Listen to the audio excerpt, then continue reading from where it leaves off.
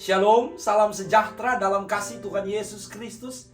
Kita akan membaca dan merenungkan sebagian dari berita kebenaran firman Tuhan di dalam Alkitab.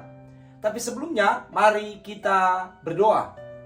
Ya Tuhan Allah, sumber hikmat dan pengetahuan bagi kami, saat ini kami mau membaca, kami mau merenungkan firman-Mu.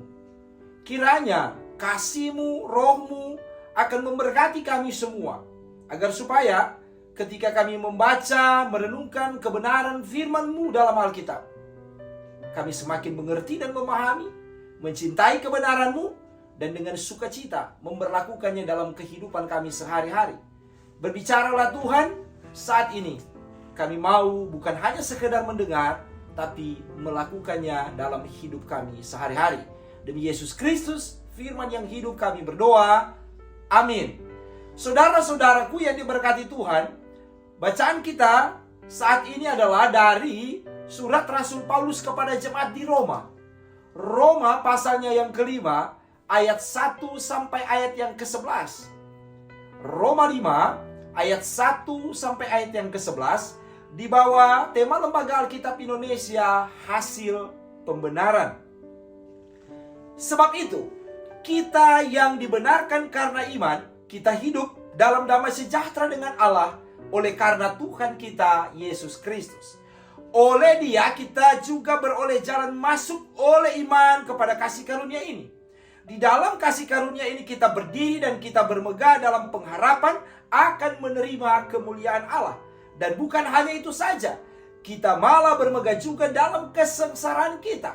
Karena kita tahu bahwa kesengsaraan itu menimbulkan ketekunan. Dan ketekunan menimbulkan tahan uji. Dan tahan uji menimbulkan pengharapan. Dan pengharapan tidak mengecewakan. Karena kasih Allah telah dicurahkan di dalam hati kita oleh Roh Kudus yang telah dikaruniakan kepada kita. Karena waktu kita masih lemah, Kristus telah mati untuk kita, orang-orang durhaka, pada waktu yang ditentukan oleh Allah. Sebab tidak mudah seorang mau mati untuk orang yang benar, tetapi mungkin untuk orang yang baik ada orang yang berani mati. Akan tetapi Allah menunjukkan kasih-Nya kepada kita oleh karena Kristus telah mati untuk kita ketika kita masih berdosa. Lebih-lebih karena kita sekarang telah dibenarkan oleh darah-Nya, kita pasti akan diselamatkan dari murka Allah. Sebab jikalau kita ketika masih seteru diperdamaikan dengan Allah oleh kematian anaknya, lebih-lebih kita yang sekarang telah diperdamaikan pasti akan diselamatkan oleh hidupnya. Dan bukan hanya itu saja, kita malah bermegah dalam Allah oleh Yesus Kristus Tuhan kita, sebab oleh Dia kita telah menerima pendamaian itu. Demikianlah saudara-saudara pembacaan kita dalam surat Rasul Paulus kepada jemaat di Roma. Saudara-saudaraku yang diberkati Tuhan, siapakah dari kita yang tidak bahagia jika mencapai semua harapan dan kerinduan yang kita impikan? Kita pasti akan merasa bahagia, bersyukur jika itu tercapai. Untuk itu, saat kita mencapainya, maka ada sukacita dan syukur kepada Tuhan atas setiap raihan yang kita peroleh, entah itu dalam keberhasilan studi, usaha, ataupun dalam pekerjaan yang Tuhan anugerahkan bagi kita masing-masing. Rasa syukur itu kita wujudkan melalui ibadah-ibadah sebagai bentuk terima kasih kepada Tuhan atas semua kebaikan-Nya itu. Tetapi sayang, saudara-saudara, setelah ibadah syukur berakhir, banyak orang yang kemudian terjebak dalam tradisi untuk merayakan setiap keberhasilan mereka dengan cara-cara yang salah dan keliru, serta membawa mereka ada dalam kesalahan dan dosa-dosa. Hal ini tidak terlepas dari euforia keberhasilan yang akhirnya setelah beribadah terjebak dalam pesta pora dengan musik yang keras dan seringkali mengganggu kenyamanan orang lain, serta yang tidak dapat ditepiskan adalah pesta minuman keras yang seringkali berujung pada keributan yang muncul. Di sini kita melihat bahwa syukur atas kasih Tuhan telah berubah menjadi syukur dalam cara dunia. Syukur yang seharusnya menunjukkan kebanggaan kita terhadap Tuhan Yesus Kristus yang baik dan telah membawa kita sukses, tetapi kemudian menjadi ajang untuk melakukan dosa. Kita yang seharusnya bermegah karena Tuhan yang baik itu dan menunjukkannya kepada banyak orang tentang kebaikannya, malah kemudian berubah sebaliknya menjadi mempermalukan Tuhan.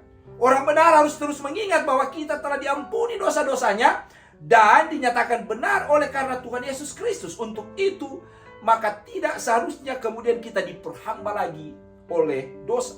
Kita harus terus beriman kepadanya atas anugerah yang diberikan bagi kita dan harus mampu untuk tetap teguh melewati setiap ujian darinya. Selayaknya kita bermegah dari Dia dan bukan karena dosa-dosa kita. Sehubungan dengan itu, maka tema khotbah kita saat ini adalah bermegah karena pembenaran dan pendamaian Allah. Saudara-saudaraku yang mengasihi dan diberkati Tuhan, Rasul Paulus melalui suratnya bagi jemaat di Roma bahwa setiap orang, dia berkata bahwa setiap orang telah berdosa dan layak untuk mendapatkan hukuman mati. Tetapi Allah telah mengampuni dan memaafkan kita yang percaya atau beriman kepada Tuhan Yesus.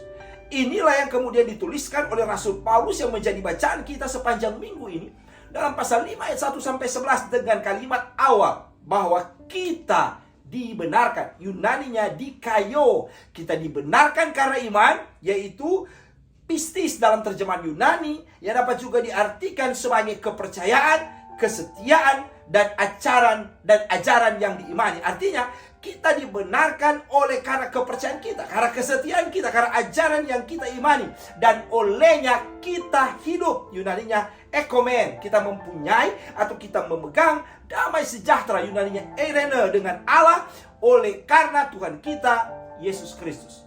Olehnya di ayat kedua maka kita beroleh jalan masuk, Yunaninya prosagoge. Karena iman itu dan kita mempunyai, Yunaninya eko, memegang, memiliki kasih karunia, anugerah, Yunaninya karis, kemurahan hati atau keramahan. Dan dengan demikian maka kita dapat berdiri, Yunaninya histemi, berdiri teguh dan bermegah, Yunaninya kaukometa, dalam pengharapan. Yunaninya elvis, suatu keyakinan atau alasan untuk berharap akan menerima kemuliaan. Yunaninya doxaso, akan menerima pujian, akan menerima penghormatan Allah. Bahkan dengan apa yang dianugerahkan oleh Tuhan, maka di ayat 3-5 kita boleh bermegah sekalipun ada dalam kesengsaraan. Penderitaan-penderitaan, Yunaninya klipsesin, penindasan atau kesusahan. Sebab dalam kesusahan akan menimbulkan, Yunaninya katergazomai, akan menghasilkan ketekunan, Yunaninya eupomene, kesabaran atau ketabahan. Dan ketekunan atau ketabahan ini akan menimbulkan tahan uji, Yunaninya dokime, yaitu suatu kualitas dari proses tahan uji. Dan tahan uji ini akan menimbulkan pengharapan, dan pengharapan itu tidak mengecewakan, Yunaninya katais kuno, yaitu tidak mempermalukan. Karena kasih Allah telah dicurahkan ke dalam hati oleh Roh Kudus yang telah dikaruniakan kepada kita. Selanjutnya di ayat 6-8 Paulus membahasakan jemaat bahwa mengapa kita harus dibenarkan oleh Dia? Sebab kita lemah, Yunaninya astenes, lemah atau tidak berdaya, bukan hanya secara fisik tapi juga secara moral. Dan karena kita adalah orang-orang durhaka, Yunaninya asebes, yaitu orang-orang yang miskin penghormatan kepada Allah, bahkan seringkali mengutuki Allah atau tidak saleh. Juga kita adalah orang berdosa, Yunaninya hamartolos, yaitu dapat juga diterjemahkan sebagai orang-orang yang meleset, orang-orang yang luput, atau orang yang tidak mencapai sasaran. Untuk itulah kita dibenarkan dengan kasih Tuhan yang mati bagi kita.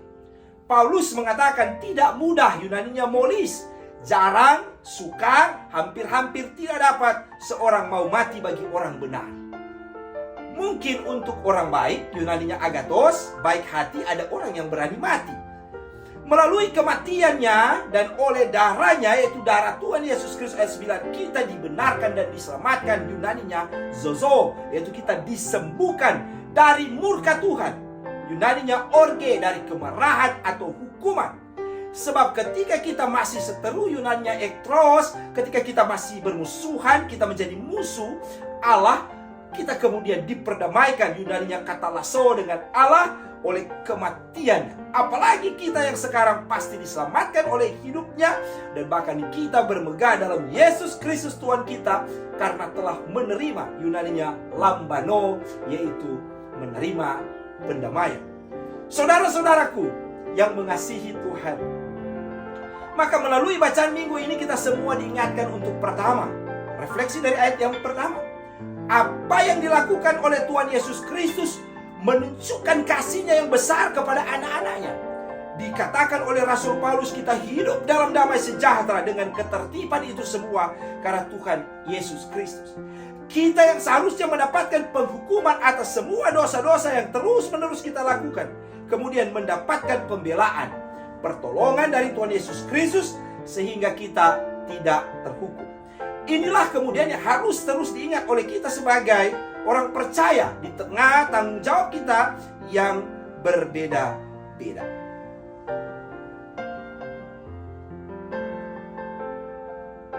Di dunia yang berbeda-beda, di dunia yang dianugerahkan Tuhan, agar kita terus mengingat kebaikan-Nya bagi kita dengan tidak hidup dalam dosa dan terjerembab dalam kumpungan kuasa iblis. Kita semua telah dibenarkan oleh Tuhan. Karenanya maka kita harus layaknya terus beriman dan percaya kepada Tuhan yang adalah Juru Selamat yang telah menyelamatkan kita. Dengan iman inilah maka kita dibenarkan. Dan bukan untuk membenarkan diri kita atas semua hal yang tidak Tuhan kehendaki, tapi terus benar sesuai dengan kebenaran yang Tuhan kehendaki. Ingatlah, iman timbul dari pendengaran, yakni pendengaran akan firman Tuhan. Teruslah beriman kepada Tuhan Yesus Kristus, Juru Selamat kita. Hal yang kedua, refleksi dari ayat yang kedua, dalam kehidupan iman sebagai orang percaya, kita harus mengingat bahwa ada hadiah terbaik yang diberikan Tuhan bagi kita melalui Yesus Kristus, yaitu karya selamatnya. Inilah yang dibahasakan oleh Rasul Paulus dengan kasih karunia Tuhan. Kasih karunia Tuhan adalah suatu pemberian Tuhan kepada kita karena kemurahan hati-Nya yang mengasihi kita. Pemberian ini jauh lebih mahal harganya dari pemberian apapun yang kita terima dari dunia ini. Kasih karunia Tuhan ini tidak dapat kita hitung secara matematis, karena sungguh dalam, lebar dan luas, melebihi lautan dan langit ciptaannya. Olehnya sebagai orang percaya, maka kita yang telah menerima hadiah terbaik dari Tuhan Yesus Kristus harus terus hidup menunjukkan siapa Tuhan Yesus Kristus yang kita percaya dan imani dalam setiap pergaulan yang dijalani. Kita tidak hanya terlihat sungguh baik ketika ada dalam persekutuan, tetapi kemudian berubah 180 derajat ketika kita ada di sekolah, di tempat kerja, ataupun dalam pergaulan kita dengan banyak orang. Hal yang ketiga, refleksi dari ayat 3-5. Ingatlah bahwa pengharapan atau keyakinan dalam iman Tuhan Yesus Kristus tidak mengecewakan, tidak akan mempermalukan diri kita. Pengharapan dan keyakinan kita dalam Tuhan Yesus Kristus mungkin akan melewati suatu proses yang tidak mudah.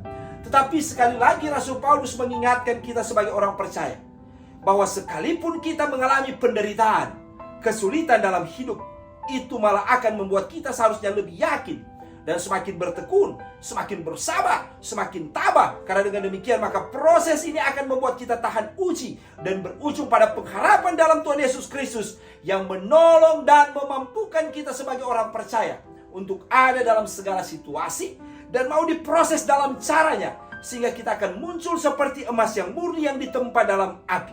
Marilah bersama kita tetap berpengharapan di dalam Dia, Tuhan Yesus Kristus, yang telah membawa kita menang dalam segala persoalan yang kita rasakan dan alami di dunia ini.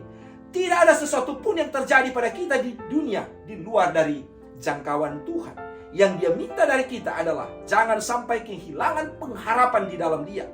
Sebab jika kita kehilangan pengharapan, maka kita mudah kecewa. Dan segala sesuatu yang kita jalani dalam kehidupan ini, tetaplah berpengharapan di dalam Tuhan Yesus Kristus, sebab Dia adalah setia. Hal yang keempat, refleksi ayat 6-7. Kita mengingat suatu ungkapan pujian yang berkata, bukan dengan barang fana Kau membayar dosaku, dengan darah yang mahal, tiada noda dan celah. Bukan dengan emas perak Kau menebus hidupku, oleh segenap kasih dan pengorbananmu. Ku telah mati dan tinggalkan cara hidupku yang lama. Semuanya sia-sia dan tak berarti lagi. Hidup ini ku letakkan pada mezbah-Mu ya Tuhan. Jadilah padaku seperti yang Kau ingini. Pujian ini bukan hanya sekedar pujian, tapi suatu tekad kita sebagai orang percaya yang diberkati Tuhan untuk terus mengingat bahwa kematian Tuhan Yesus Kristus di kayu salib adalah untuk kita. Melalui kematiannya maka kita pun harus mampu mewujud nyatakan iman kita dengan menanggalkan segala sesuatu yang lama, yang melekat dan membuat hidup dalam dosa. Ini jawaban dari suatu perenungan hidup bahwa kita dulu lemah tak berdaya sakit karena dosa. Kita dulu adalah orang-orang yang durhaka, tidak saleh, tidak berdaya, tidak menghormati Tuhan, tetapi kemudian dikasihi oleh Tuhan.